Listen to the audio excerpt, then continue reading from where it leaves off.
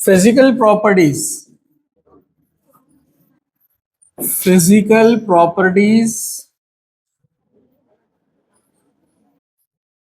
of alkanes.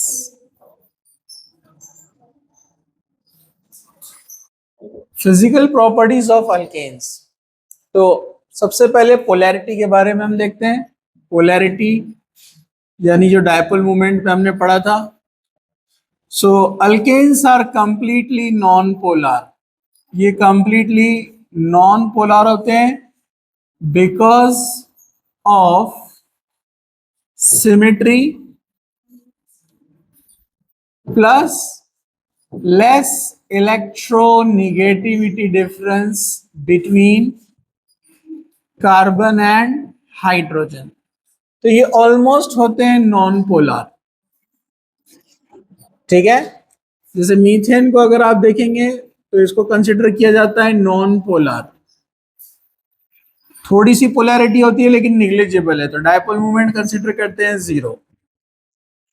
ठीक है, हाँ कोई ग्रुप आएगा तो फिर पोलैरिटी बढ़ जाती है।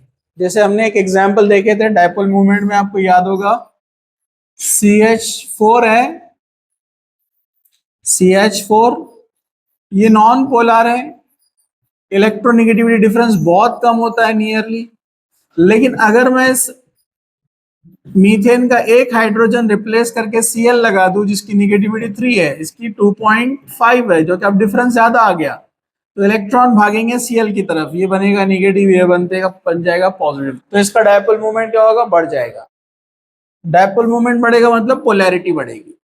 वैसे ही अगर मैं लगा दूं 2 Cl तो पोलैरिटी और ज्यादा बढ़ेगी क्योंकि इलेक्ट्रॉन खींचे जा रहे हैं पूरे एक तरफ, ये इधर ये इधर। 3 Cl आएंगे, पोलैरिटी कम होंगी, सॉरी पोलैरिटी क्या होंगी यहाँ पर अब इसमें, मतलब इसकी पोलैरिटी इससे ज्यादा है लेकिन इसकी पोलैरिटी क्या होंगी, कम होंगी, क्योंकि कैंसिलेशन की तरफ जाएगा ना। अब ये पूरा एक तरफ नहीं खींचा जा रहा है बल्कि दूसरी साइड से भी उसको खींच रहा है ना वो, तो पोलैरिटी अब कैंसिलेशन की तरफ जाएंगी। अगर एक रस्सी आप एक तरफ से खींच रहे तो पूरा आपकी तरफ रहेगा ना पुलिंग, समझा आपको। लेकिन कोई उधर से भी खींच रहा है तो अब आप डिस्टर्ब हो गए, पूरी तरीके से आप नहीं ले सकते, उधर से दूसरा भी उसको खींच रहा है, तो डायपोल मूवमेंट क्या हो जाएगा, कम। अगर हम और आगे बढ़ते हैं तो डायपोल मूवमेंट और कम हो जाएगा अगर और एक Cl हम लाते हैं हाइड्रोजन के प्लेस पर, और उसके बाद जब हम CCl4 लेते हैं तो और कम, डायपोल मूवमेंट कितना हो जाता है, 0। ये हम केमिकल बॉन्डिंग में भी देखेंगे बाद में और डिटेल में। ठीक है, चलिए। तो अल्केन्स जनरली होते हैं नॉन पोलर, पोल्स नहीं है, पॉजिटिव नेगेटिव। ठीक है, चलो पॉइंट नंबर टू ये है कि जो लोअर मेंबर्स है जिसकी हम बात कर रहे हैं यहाँ पर, स्टेट की, फिजिकल स्टेट, और ये भी रीजन है नॉन पोलर होने की वजह से यहाँ पर इनका जो है फिजिकल स्टेट क्या होता है, गैस। तो मीथेन से लेकर तो ब्यूटेन तक, methane to butane, they are gases at room temperature.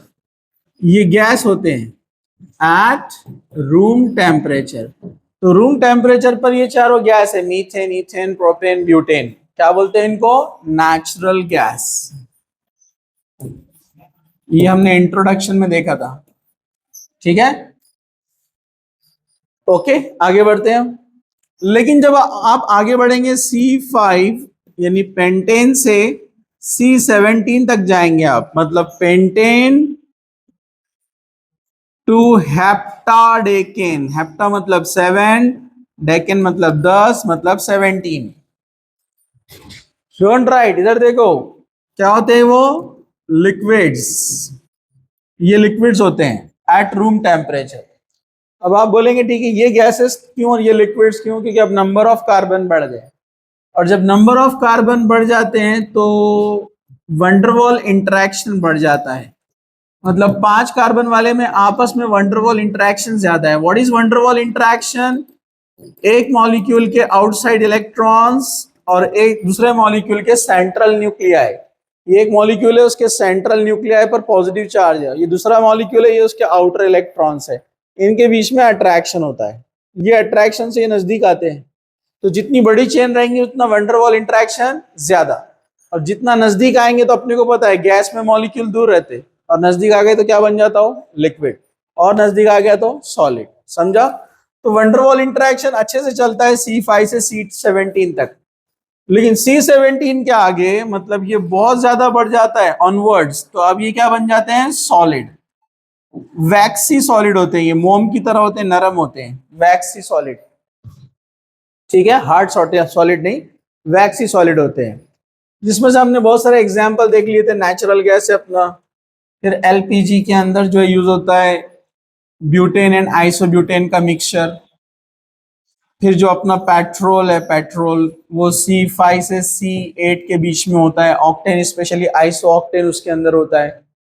फिर आप आगे जाएंगे हायर C22 के आगे तो अपने को मिलेंगे सॉलिड, जो कि कैंडल्स, लिपस्टिक वगैरह सब बनाने के लिए यूज होते हैं।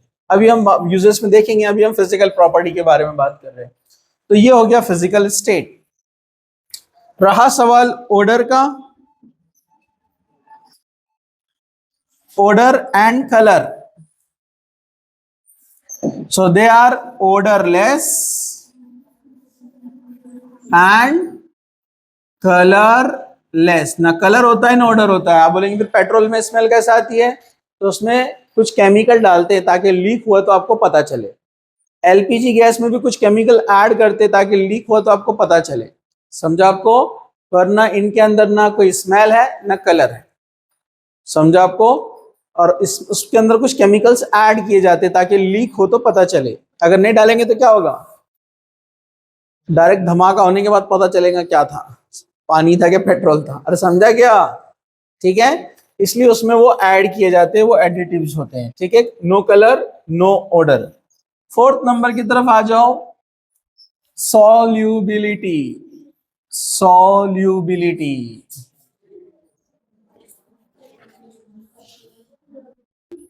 सॉल्युबिलिटी क्या बात कर रहे थे हम? सॉल्युबिलिटी।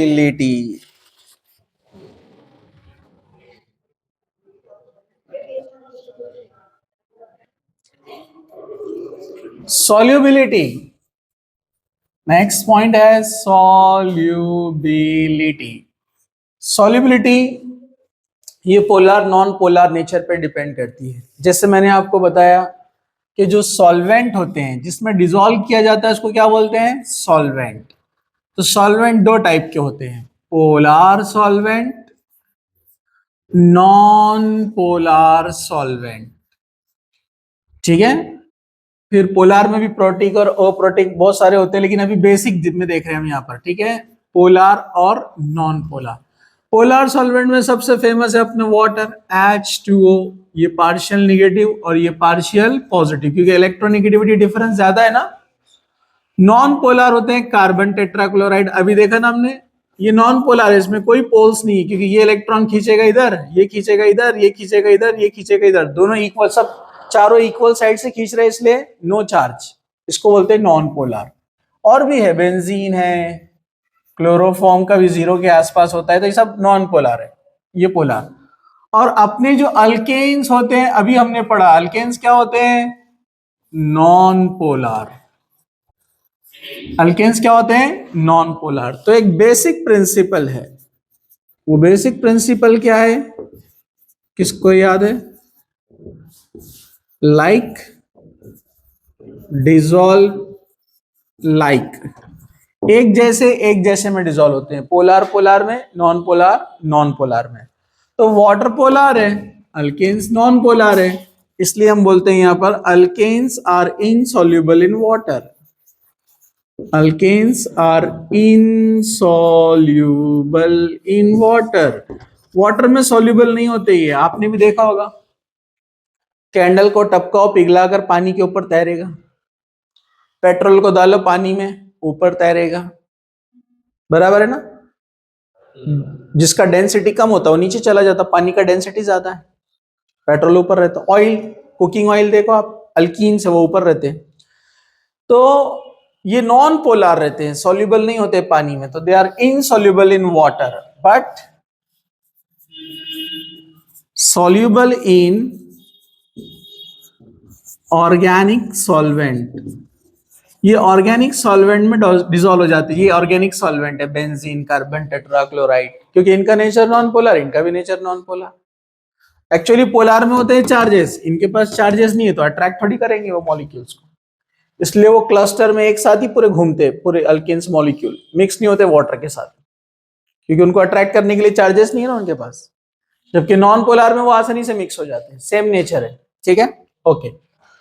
अब इसमें हम और एक पॉइंट आगे लेते हैं कि सॉल्युबिलिटी वैसे तो नॉन पोलर है, लेकिन अगर हम सॉल्युबिलिटी को कंपेयर करेंगे तो और डिक्रीज होती जाती है जितना कार्बन नंबर बढ़ता जाएगा, क्योंकि नॉन पोलर नेचर बढ़ते जाएगा ना, कार्बन बढ़ रहे तो जितने ज्यादा कार्बन उतना ज्यादा नॉन पोलर नेचर, जिसको बोलते हैं वाटर हेटिंग ग्रुप, वो आगे समझ में आएगा आपको, इसको हाइड्रोफोबिक भी बोलते हैं। ठीक है, चलिए नेक्स्ट पॉइंट है सॉल्युबिलिटी के बाद boiling point and melting point. Boiling point, तो alkanes are low boiling liquids, generally ये लो बॉइलिंग है। Alkanes are low boiling liquids, ये लो बॉइलिंग लिक्विड्स होते हैं। जैसे आपने देखा ना, गैसेस है स्टार्टिंग मेंबर, रूम टेम्परेचर पर उड़ जाते हैं, वोलेटाइल है, क्योंकि इनके बीच में आपस में इंटरेक्शन ज्यादा नहीं है ना, वीक वंडरवॉल फोर्सेस है, आसानी से सेपरेट हो जाते हैं, उड़ जाते हैं, तो इनके बॉइलिंग पॉइंट कम होते हैं। लेकिन अल्केन्स को आपस में कंपेयर करेंगे आप, आपस में जब आप इनको कंपेयर करेंगे तो boiling points in alkanes increases with increase in molar mass, with increase in molar मास। जैसे अगर मैं बोलूंगा कि ये पेंटेन है, CH3 CH2 CH2 CH2 CH3 CH3 CH2 CH2 CH2 CH2 CH3, ये हेक्सेन है, ये पेंटेन है, ये हेक्सेन है। एक और एक पेंटेन ले लेंगे हम, 1 2 3 4 5, ये भी पेंटेन है, ये भी पेंटेन, दोनों पेंटेन है। तो इनके आपस में मॉलिक्यूल के बीच में अभी बताया मैंने क्या होता है, वंडरवॉल इंट्रैक्शन। एक मॉलिक्यूल के आउटर इलेक्ट्रॉन दूसरे मॉलिक्यूल के सेंट्रल न्यूक्लियाई आपस में एक दूसरे को अट्रैक्ट करते हैं, इसको हम बोलते हैं वैन डर वॉल। क्या बोलते हैं हम इसको, वैन डर वॉल इंट्रैक्शन। लेकिन यहां पर कार्बन ज्यादा है, 1 2 3 4 5 6, तो वैन डर वॉल इंट्रैक्शन ज्यादा होगा ना, तो जितना वैन डर वॉल इंट्रैक्शन ज्यादा रहेगा उनको सेपरेट करना उतना मुश्किल है। सेपरेट करना मुश्किल मतलब बॉइलिंग पॉइंट ज्यादा। तो जितना मोलार मास बढ़ता है कार्बन बढ़ता है, कार्बन बढ़ता है तो वंडरवॉल इंटरेक्शन बढ़ता है, वंडरवॉल इंटरेक्शन बढ़ता है तो सेपरेट करना मुश्किल है, तो ज्यादा हीट देना पड़ेगा ना, समझा आपको, सेपरेट करने के लिए। इसलिए बॉइलिंग पॉइंट बढ़ते जाएगा जैसे कार्बन नंबर बढ़ते जाता है, तो आप जैसे जैसे आगे जाएंगे आपको बॉइलिंग पॉइंट ज्यादा मिलेगा, C6 से ज्यादा C7 ऐसे आगे बढ़ता जाएगा। लेकिन जब हम बात करेंगे आइसोमेरिक की, आइसोमेरिक का मतलब जिनके मोलार मास सेम है, जैसे एन पेंटेन